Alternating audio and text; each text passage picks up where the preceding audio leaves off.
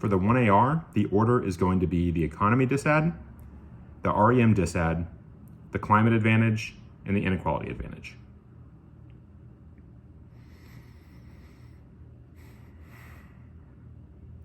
On the economy DA, the economy isn't only expanding now, or is only expanding now, but it won't forever. The plan makes economic expansion more resilient because we won't always be moving toward expansion. They might say that the economy is expanding now, but it's boom and bust. It's going to go up and down. So we act as an insurance policy against contraction. You can extend the Lockman 22 evidence because we will need this tech in every community in the country. So it is more equitable advancement. The economy may be expanding now, but it's not expanding equally for everybody. The idea that the country as a whole is expanding doesn't help people in overlooked communities.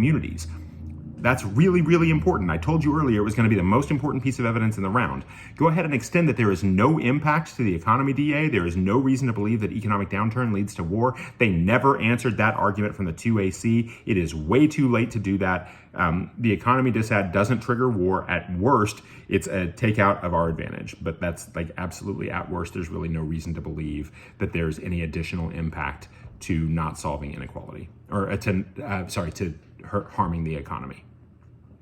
Next, on the REM disad. First, there is no link.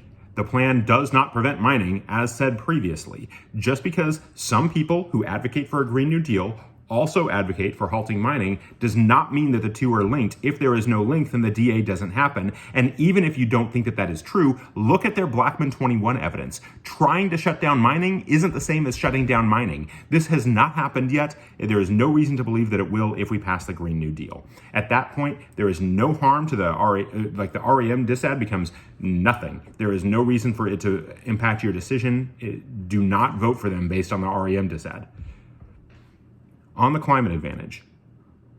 First, just because the Inflation Reduction Act is doing something to help climate doesn't mean we're done. We can do more. You should do the Inflation Reduction Act and the plan. Also, the Inflation Reduction Act can be overturned at some point. It came in one administration. It could go out in the next.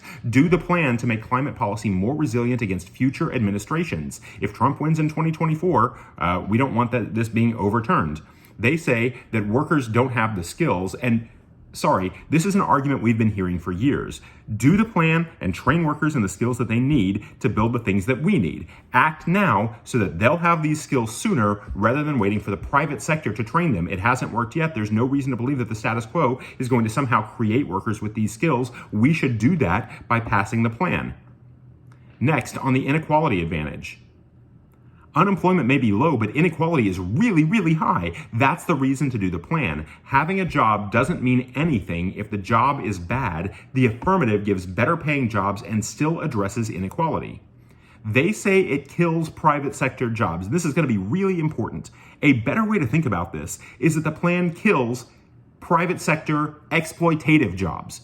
The plan forces jobs to be better because now they have something to compete with. There's a better job right next door. Like, people will leave if their jobs are exploitative. So the plan now has an additional benefit of helping people who are employed, but in exploitative ways.